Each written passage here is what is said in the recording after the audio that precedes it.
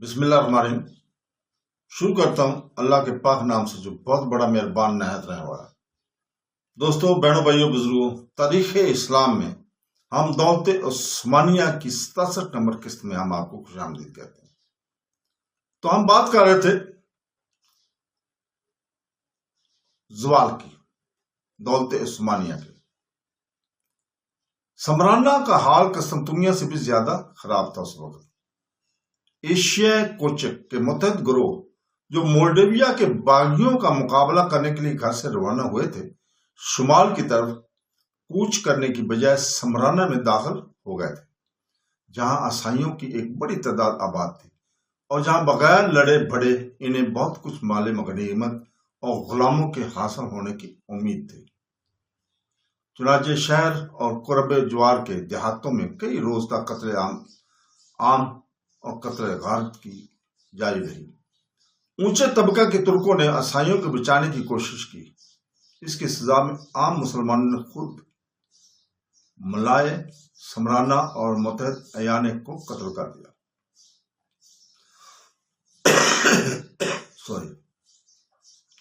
مسلمانوں کا جوش انتقام یونانی سفاکیوں کا قدرتی نتیجہ تھا۔ دوران بغاوت میں یونانیوں نے وحشت اور بربریت کی ایسی ہولناک مثالیں پیش کی کہ ان کے اعتراف سے عیسائیوں کا قلم بھی گریز نہ کر سکا۔ شروع ہی میں یونانیوں نے ایک ترکی جہاز کو گرفتار کر لیا تھا، جس پر سابق شیخ الاسلام اپنے تمام خاندان کے ساتھ حج کے لیے جا رہے تھے۔ قسطنطنیہ میں جب یونانیوں کے خلاف شورش برپا ہوئی تو موصوف نے ایک فرمان شائع کر کے مسلمانوں کو پرامن رہنے کی نصیحت کی تھی اور یونانیوں کے ساتھ زیادتی کرنے سے روکا تھا۔ ان کے اس رویے سے مسلمان خود ان کے مخالف ہو گئے تھے اور سلطان محمود کو اس مخالفت کی شدت سے مجبور ہو کر انہیں شیخ الاسلام کے منصب سے معزول کر دینا ہی پڑا تھا۔ اس کے بعد وہ سفر حج کے لیے روانہ ہو گئے، لیکن ابھی جزیرہ الجین تک پہنچے ہی تھے کہ یونانیوں نے ان کے جہاز کو گرفتار کر لیا۔ انہوں نے سب سے پہلے شیخ الاسلام کی نظر کے سامنے ان کی لڑکیوں اور خاندان والوں کو ذبح کر کے سمندر میں پھینک دیا۔ اس طرح دوسرے ترک خاندان جو اس جہاز پر تھے قتل کیے گئے۔ آخر میں خود شیخ الاسلام کو سخت اذیتوں کے ساتھ قتل کیا۔ بقول مصطفیٰ کامل پاشا یہ جزا تھی اس نصیحت کی جو شیخ الاسلام معصوم نے مسلمانوں کو پرامن رہنے اور یونانیوں کے ساتھ زیادتی نہ کرنے کی تھی۔ فنلر یہاں پہ لکھتا ہے کہ مجبور بوڑھے مرد اور اونچے طبقہ کی عورتیں، خوبصورت لونڈی غلام اور کم سن بچے جہاز کے عرصہ پر گائے بیل کی طرح ذبح کر دیے گئے تھے۔ اس ظالمانہ کارروائی کو ہلکا کرنے کی کوشش کے بعد کہ یہ کہہ کر کی گئی کہ یہ ایک انتقامی فعل تھا۔ یہ بیان غلط ہے۔ جو لوگ ان مظالم کے مرتکب ہوئے انہوں نے شیخ الاسلام کے قتل سے پہلے اپنے بطریق کو پھانسی کا حال نہیں سنا تھا۔ اصل یہ ہے کہ شروع ہی سے سمندر اور خشکی دونوں جگہ لڑائی کا مقصد ترکوں کو نیست و نابود کر دینا تھا۔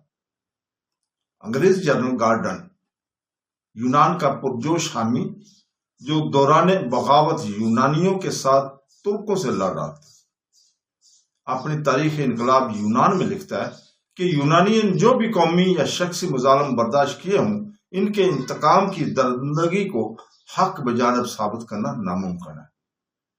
یونانیوں اور ترکوں کا پہلا باقاعدہ مقابلہ موریا کے پایا تخت ٹیپولوڈیزا کے قریب والیٹی کے مقام پر ہوا، جس میں ترکوں کو شکست ہوئی۔ اس کے بعد باغیوں نے نوارینو اور ٹرپولیٹس کا محاصرہ کر لیا۔ 19 اگست سن 1821 کو نوارینو کا فوجی دستہ فاقہ کشی عاجز لگا کر ہتھیار ڈالنے پر مجبور ہوا۔ ہتھیار اس شرط پر ڈالے گئے تھے کہ قلعہ کا تمام سامان، جوہرات اور سونے چاندی کے برتن یونانیوں کے حوالے کر دیے جائیں گے اور اس کے معاوضہ میں ترکوں کو مصر یا تیونس روانہ کر دیا جائے گا۔ اس معاہدے کے مطابق جب ترکوں نے تمام سامان دے دیا تو یونانی نے نقض عہد کر کے ان کا قتل عام شروع کیا اور 1 گھنٹہ کے اندر تمام مرد، عورتوں اور بچوں کو قتل کر ڈالا۔ فرانٹزس نامی ایک یونانی پادری جس نے انقلاب یونان کی ایک مستند تاریخ لکھی ہے، اس موقع پر موجود تھا۔ اس نے نوارنو کے چشمدید حالات بیان کیے۔ وہ لکھتا ہے کہ عورتیں بندوق کی گولیوں اور تیخوں کے زخم سے مجروح ہو کر سمندر کی طرف بھاگتے تھے اور انہیں آمدن گولیوں سے مارا جاتا تھا۔ مائیں شیرخوار بچوں کو سینوں سے لگائے ہوئے اپنی برہنگی کی چھپانے کی غرض سے ظالموں نے ان کے کپڑے بھی چھین لیے تھے۔ سمندر میں کود پڑتی تھی، لیکن جب وہ پانی میں چھپنے کی کوشش کرتی تو یہ سنگدل رائفل بردار انہیں گولیوں کا نشانہ بنتے۔ شیرخوار بچوں کو ماؤں کے سینوں سے چھین کر چٹانیں سے ٹکراتے اور ٹکڑے ٹکڑے کر دیتے تھے۔ 3-4 سال کے بچے زندہ سمندر میں پھینک دیے جاتے تھے۔ اتنا ظلم۔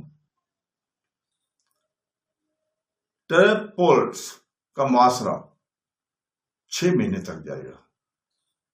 پانی ختم ہو جانے سے بلاخر وہاں بھی ترکوں کو ہتھیار ڈال دینے پڑے۔ یونانی توپ خانہ کا ایک نوجوان فرانسیسی افسر کرنل ریباد یونانی فوجوں کے شہر میں داخل ہونے کے وقت وہاں موجود تھا۔ اس نے صاف گوئی کے ساتھ یونانی سپاہیوں کے وحشیانہ مظالم بیان کیے ہیں جو 3 روز تک خود اس کے آنکھوں کے سامنے ہوتے رہے۔ وہ لکھتا ہے کہ عورتوں اور بچوں کو قتل کرنے سے پہلے عموماً شدید جسمانی اذیت پہنچائی جاتی تھی۔ 48 گھنٹے کے بعد یونانی نے قتل عام سے بچے ہوئے مرد، عورت، بوڑھے، بچے، خصوصاً عورتوں اور بچوں کو جمع کیا اور پہاڑ کی ایک گھاٹی میں لے جا کر ایک ایک کو قتل کر ڈالا۔ اس واقعے کے 2 سال بعد خود فنلے کا گزر اس مقام سے ہوا۔ وہ بیان کرتا ہے کہ میں نے بغیر دفن کی ہوئی ہڈیوں کے ڈھیر دیکھے جو موسم سرما کی بارش اور گرمیوں کی دھوپ سے سفید ہو گئی تھی۔ بہت سی ہڈیوں کے ناپ سے ظاہر ہوتا تھا کہ یہ بچوں کی ہڈیاں ہیں، یہ بچوں کی ہڈیاں ہیں۔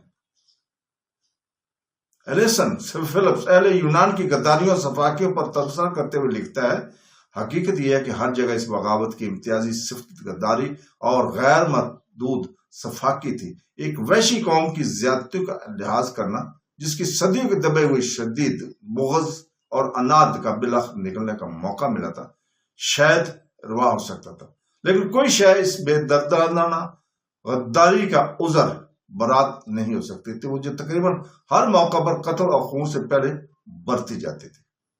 اور چونکہ یورپ نے ترکوں کے ظالمانہ انتظامات پر بڑی لعنت اور ملامت کی ہے، اس لیے تاریخ کے اصول انصاف کے روح سے ہمارے لیے ان جرائم کا چھپانا جائز نہیں جو ان انتقامات کے محرک ہوئے ہیں۔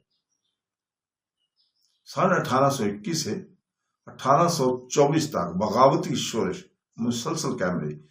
اس درمیان میں نہ صرف موریا بلکہ خلیج کورنتھ کے شمال میں تسلی کے سرحد تک تمام یونانی علاقے جن میں ایتھنس بھی شامل تھا امن خود مختار ہو گیا اور ایک قومی حکومت قائم کر لی گئی۔ یورپ نے اہل یونان کے ساتھ بڑی ہمدردی ظاہر کی۔ یونان کے علوم قدیمیہ اور دین مسیح کے نام پر ایک زبردست تاریخ تمام یورپ میں پھیل گئی جس کے خاص علمبردار انگلستان اور فرانس کے مشہور شاعر لارڈ بائرن اور وکٹر ہیوگو تھے۔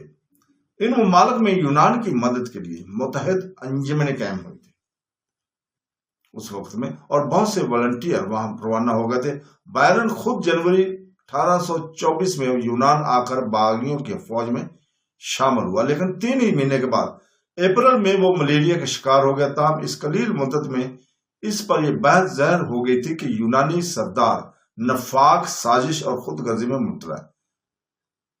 جس بلند تخیل کو سامنے رکھ کر یہ جنگ شروع کی گئی اس کی حقیقت شراب سے زیادہ نہیں۔ ایسا ہی تجربہ دوسرے یونان پرستوں کو بھی ہوا۔ چنانچہ فرانسیسی والنٹیئروں کی ایک جماعت نے یونان پہنچ کر جو حالات بچشم خود مشاہدہ کیے ان سے متاثر ہو گیا۔ اس نے فرانسیسی امیر الجائر سے درخواست کی کہ اسے فرانس واپس بھیج دیا جائے۔ مشہور فرانسیسی مصنف الفریڈ المتیر نے اس درخواست کو اپنی کتاب میں جو استقلال یونان پر لکھی گئی ہے نقل کی ہے کہ ہم مصطفیٰ کمال پاشا کے حوالے سے اس کے ایک حصہ کا ترجمہ ہم کرتے ہیں کہ ہمارے فرانس سے روانہ ہونے سے پہلے لوگ یونانی کی شجاعت اور بہادری کی تعریف کیا کرتے تھے کہ وہ دلیری اور عظمت میں اپنے اسلاف سے بڑھ کر ہے، لیکن ہم نے یہاں ایسے لوگوں کو پایا جو اب مال میں جرائم کے مرتکب ہوتے ہیں، اور بہت سے ایسے ہیں جو جہالت اور وحشت کی تاریکی میں پڑے ہوتے ہیں۔ کمانڈر بوجول بغاوت یونان کے ذکر میں 22 دسمبر 1827 کو لکھتا ہے، میں مشرق میں آیا، میں یونانی کو بہت بڑا مددگار تھا، اور تجربہ سے پہلے ان کے متعلق میرے حسن زر میں کوئی تخیر واقعہ نہیں ہوا تھا، لیکن تجربہ اس سے معلوم ہوا کہ وہ طبیعت، شجاعت اور اتحاد سے بالکل خالی ہیں۔ ان کے ہر رئیس کی خواہش یہ ہے کہ دولت مند ہو جائے۔ طوائف الملوک کی بلاد یونان میں انتہا کو پہنچ گئی ہے، اور پیشتر حکام جو ذلیل ترین لوگوں میں سے ہیں مسلح بحری ڈاکوں کی حیثیت سے مشہور ہیں۔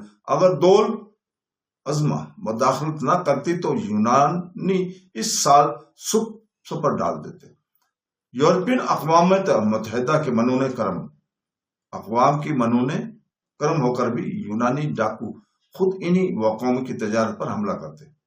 ان حالات کے باوجود مسیح یورپ سے باغیوں کو برابر مدد پہنچتی رہی۔ دولت عثمانیہ کے ساتھ انگلستان کے تعلقات دوستانہ تھے، لیکن انگلستان نے بھی یونانیوں کی مدد اس طرح لانیہ شروع کی کہ بالآخر اوائل 1824 میں دونوں حکومتوں کے تعلقات کشیدہ ہو گئے۔ سلطان کو یہ سن کر حیرت ہوئی کہ لندن کے لارڈ میئر نے یونانیوں کی مدد کے لیے ایک بڑی رقم روانہ کی ہے، اور لارڈ بیرن اور کرنل سٹین ہوپ جو انگلستان کی شاہی فوجوں کا افسر تھا کھلم کھلا یونانی فوج میں شامل ہو گئے، اور جزائر آف یونین کے برطانوی افسروں نے باغی ارماٹولی کو پناہ دیا، اور انگریزوں ساہوکاروں نے باغیوں کے لیے روپیہ بھیجا۔ سلطان نے ان باتوں کو حکومت برطانیہ کے معاہدانہ ارادوں کی طرف منسوخ کیا۔ چنانچہ 9 اپریل 1824 کو برطانوی سفیر لارڈ اسٹیگنفورڈ سے اس طرز عمل کے خلاف سخت احتجاج کیا گیا۔ رئیس افندی عثمانی وزیر خارجہ نے سفیر مذکور سے کہا کہ یہ بات خلاف عقل ہے کہ کوئی حکومت خواہ وہ کسی شکل کی ہو اتنی طاقت نہیں رکھتی کہ اپنی رائے کو ان کی من مانی لڑائیوں سے باز رکھ سکے۔ یہ غیر حکومتوں کے ساتھ جو معاہدہ ہو چکے ہیں انہیں توڑنے پر ان کو سزا دے سکے۔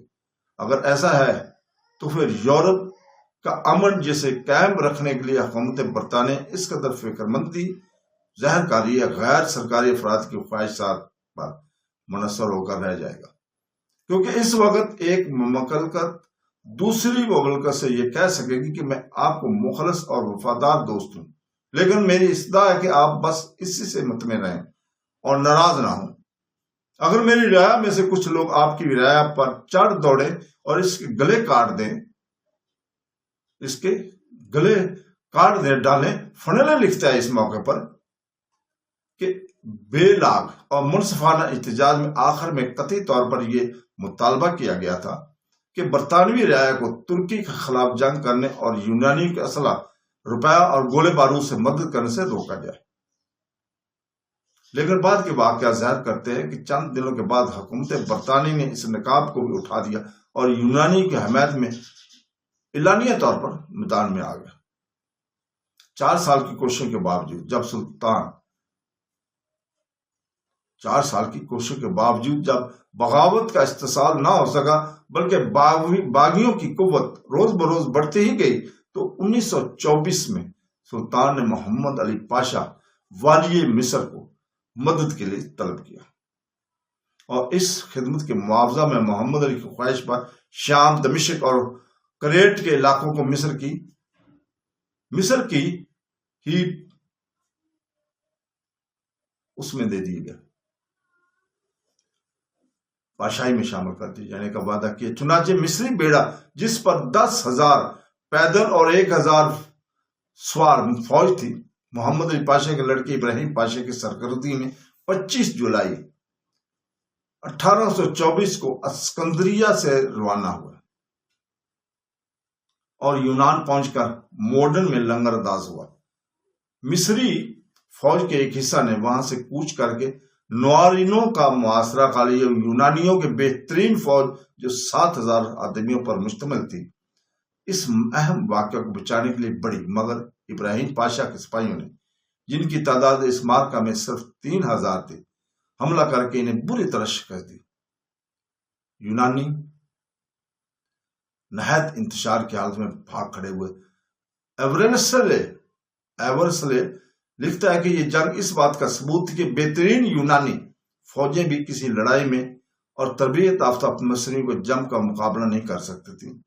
27 رمضان المبارک سن 1240 ہجری بمطابق 16 مئی 1825 کو ابراہیم فاتحانہ شان سے نورینو میں داخل ہوا۔ قلعہ کا فوجی دستہ ہتھیار ڈالنے پر مجبور ہو چکا تھا، مگر یونانی کو یاد تھا کہ جب ترکوں نے نورینو میں ہتھیار ڈالے تھے تو ان کے ساتھ معاہدہ کی پابندی کیوں کی گئی تھی؟ اسی سلوک کے توقع وہ اپنے لیے بھی کرتے تھے۔ غداری اور معاہدہ شکنی جن لوگوں کا قومی شعار تھا وہ اس کا تصور بھی نہیں کر سکتے تھے کہ انتقام کے موقع پر بھی کوئی فاتح عفو درگزر کی مثال پیش کر سکتا ہے اور مفتوحین کی جان کی حفاظت خود اپنے سپاہیوں کے ذریعے کرا سکتا ہے، لیکن ابراہیم نے یہ کر دکھایا۔ معاہدہ کے مطابق اس نے پورے دستہ کو فرانسیسی اور آسٹریلوی جہازوں پر کارتو روانہ کیا۔ مسلمانوں کا ایک گروہ جن نوارینوں کے قتل عام کی یاد اب تک بے چین کیے ہوئی تھی انتقام کی فکر میں اکٹھا ہو گیا تھا، مگر ابراہیم نے اس کی پیش بینی کر کے عیسائیوں کی حفاظت کی تدبیر پہلے سے کر دی تھی۔ سوار فوج کے ایک دستہ نے ترکوں کے قریب آنے سے روکے رکھا اور نہتے یونانی عرب پیدل فوج کی سنگینیوں کے سائے میں جہازوں تک پہنچا دیے گئے۔ نورانیوں کی فتح کے بعد ابراہیم پاشا نے یہ کے بعد دیگرے موریا کے تمام اہم شہروں اور قلعوں پر قبضہ کر لیا تھا۔ سن 22 اپریل 1826 کو مغربی یونان کا سب سے اہم قلعہ موسولنگی فتح ہو گیا اور جون 1827 میں لارڈ کورشین، جنرل چرچ اور دوسرے انگریز افسروں کی پوری مدد کے باوجود ایتھنز کو بھی ہتھیار ڈال دینے پڑے اور گورنتھ پر بھی ترکوں کا قبضہ ہو گیا۔ اب سارے موریا میں عثمانی تسلط قائم تھا۔ یونان کی قومی حکومت کو جو دوران بغاوت میں قائم کر لی گئی تھی جزیرہ پوروس میں منتقل ہو جانا پڑا۔ بحری جنگ میں بھی یونانیوں کو شکست ہوئی۔ ان شکستوں کا ایک نتیجہ یہ بھی ہوا کہ یونانی سرداروں میں خود آپس ہی میں نفاق پیدا ہو گیا تھا، جس کی ان کی رہی صحیح قوت کو بالکل توڑ کر رکھ دیا تھا۔ اور اس میں شبہ نہیں کہ اگر دول عظمہ اس موقع میں مداخلت نہ کرتی اور یونانیوں کے حمایت میں دولت علیہ سے خود ہی برسر پیکار نہ ہو جاتی تو بغاوت کا اتصال مکمل طور پر ہو جاتا اور یونان میں پھر ترکی حکومت قائم ہو جاتی۔ ابراہیم پاشا کی کامیابیوں نے سلطان کو یونان کی طرف سے ایک حد تک مطمئن کر دیا تھا اور مطمئن کر کے سلطنت کے اندرونی خرابیوں کی جانب توجہ کرنے کا موقع بھی دیا تھا۔ عرصہ سے دولت عثمانی کے زوال کا اصلی باعث ینیچری فوجی ہوا کرتے تھے۔ وہ ہر اصلاح کے مخالفت کرتی اور اپنی بدعنوانیوں کو قائم رکھنے کے لیے سلطان سلیم جیسے معتبر اور بیدار مغز فرمانروا کے قتل سے بھی باز نہ آئے۔ اصطلاح پسند وزراء کی ایک خاصی تعداد ان کی سرکشی کا شکار ہو چکی تھی۔ خود محمود کو ان کے ہاتھوں جو تلخ گھونٹ پینے پڑے ان کا ذکر ہم پہلے کر چکے ہیں۔ نہ صرف یہ کہ سلطنت کے لیے وہ ایک مستقل فتنہ ہو کر رہ گئی تھی، بلکہ بیرونی سازشوں کے مقابلے میں بھی اب ان پر مطلق اعتماد نہیں کیا جا سکتا تھا۔ سن 1810 اور 11 کی جنگ اور پھر بغاوت یونان کے دوران میں یہ پوری طرح ثابت ہو گیا تھا کہ ان کی زبردست تنظیم اور غیر معمولی شجاعت اب باقی نہیں رہی۔ اور عثمانی فتویٰ جن فوجوں کے رہنے منت ہے وہ دشمن کے مقابلے میں اب جم کر لڑ بھی نہیں سکتی تھی۔ یونان میں مصری فوج کی کامیابی نے جو یورپ کے فوجی نظام کے مطابق مرتب اور مسلح کی گئی تھی، ینیچری کی فرسودگی اور کمزوری کو بھی نمایاں کر رہے تھے۔ محمود نے علاوہ قسطنطنیہ کے عام باشندوں، ارکان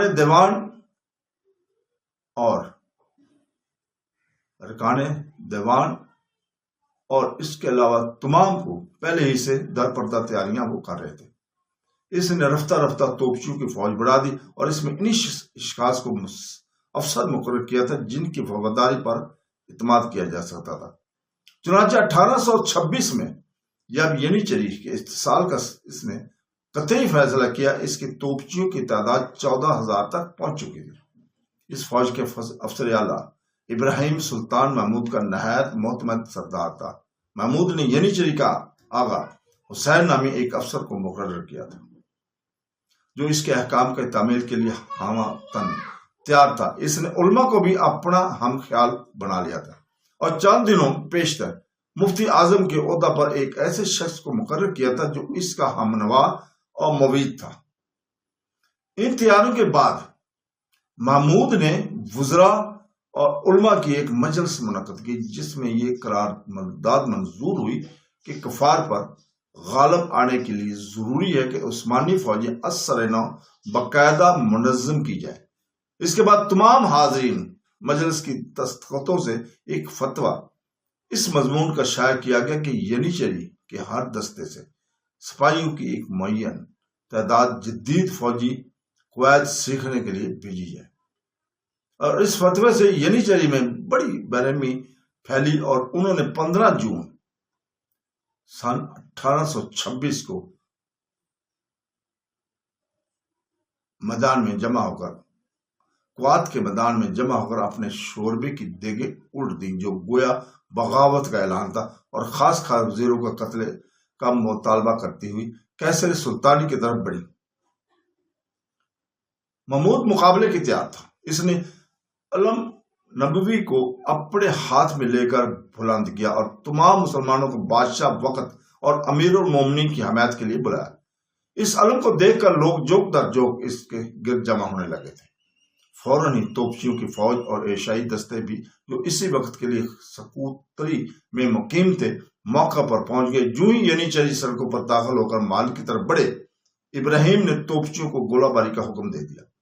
ینیچری گولوں کی تاب نہ لا سکے اور پسپا ہوئے اور اورات میدان میں اکٹھا ہو کر تھوڑی دیر تک اپنی بندوقوں سے بڑی بہادری کے ساتھ مقابلہ کرتے ہیں، لیکن گوڑوں کی باڑ سے تنگ آ کر انہیں وہاں سے بھی ہٹنا پڑا اور اب انہوں نے اپنی بارکوں میں جا کر پناہ لی اور وہاں بہت جم کر مقابلہ کیا۔ محمود نے تمام توپیں بارکوں کے سامنے لگوا دی اور مسلسل گورہ باری ہونے لگی۔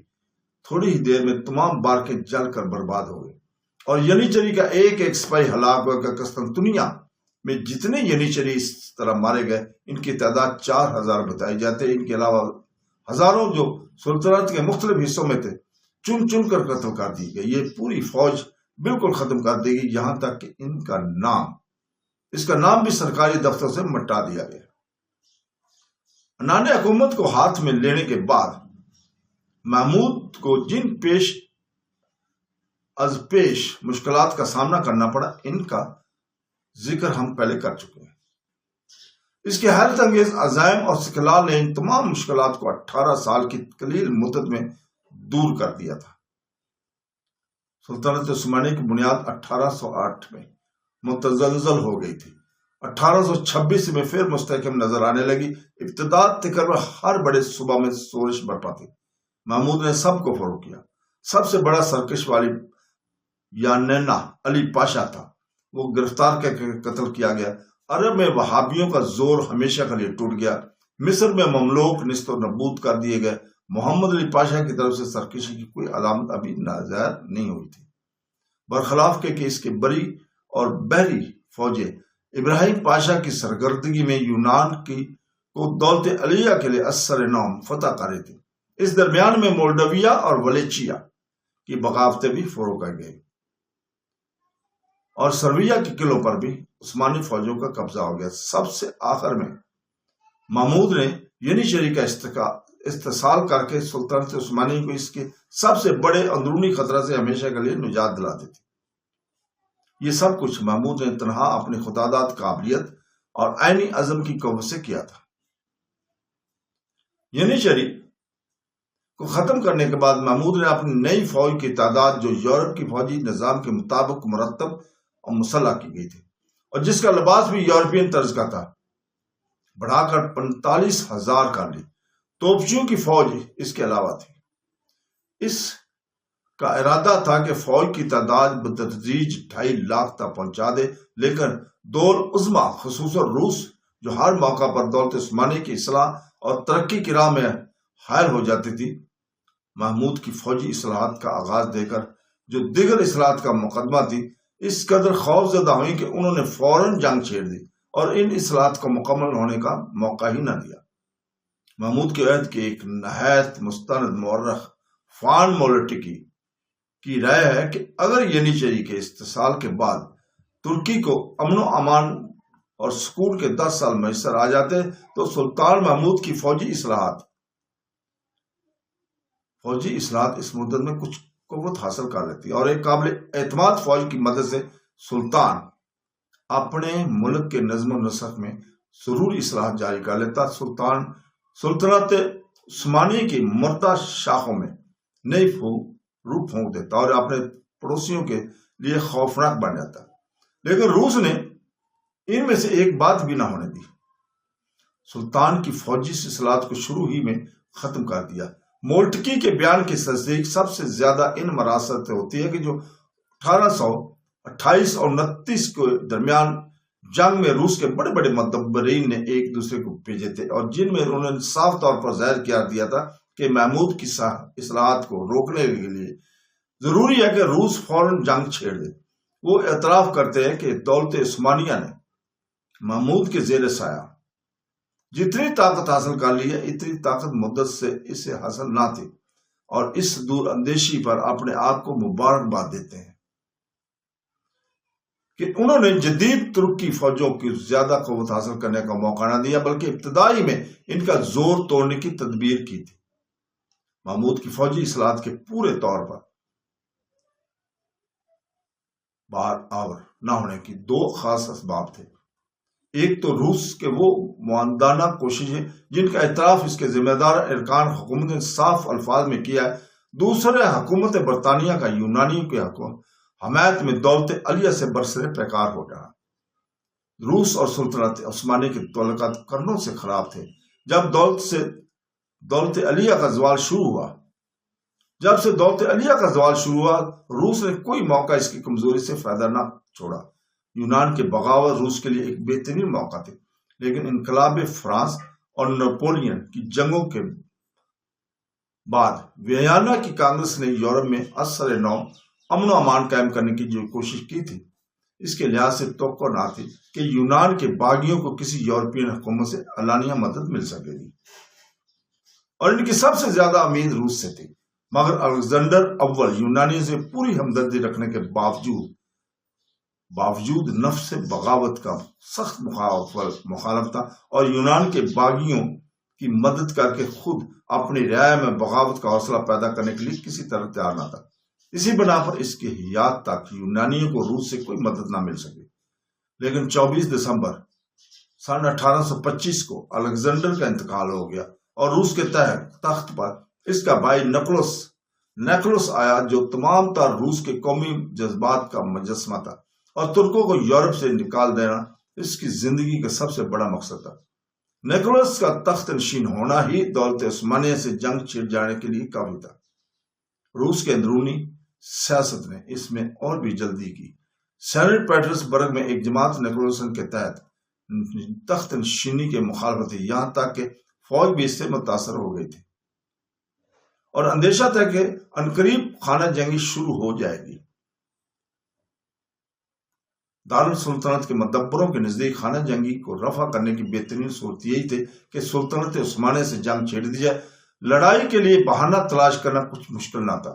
سرویا، مولڈویا اور ولیشیا کے معاملات اور مارز التوا میں تھے، جن کے متعلق گفتگو پھر شروع کر دی گئی اور روسی وزیروں نے ایسا لب و لہجہ اختیار کیا کہ اس سے ان کا اصلی مقصد ظاہر ہوتا تھا۔